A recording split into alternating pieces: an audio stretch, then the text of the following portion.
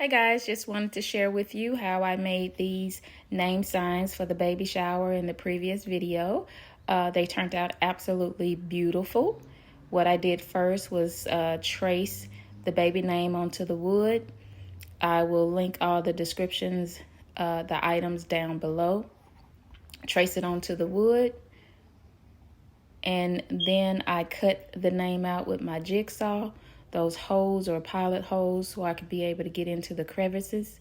And voila, there she is. The baby name is Amora Naomi.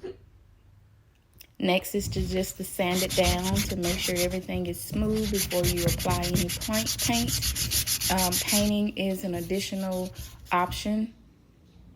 This here I used a rustic pink that I got from Walmart, spray paint.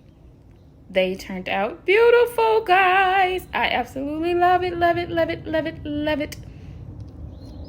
And here's a recap. Trace the name on the board.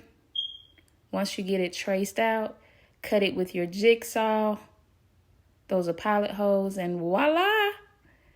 Sand it down, spray paint it, and you are good to go, baby. Absolutely beautiful. I did that. Thank you guys for watching. Have a great day.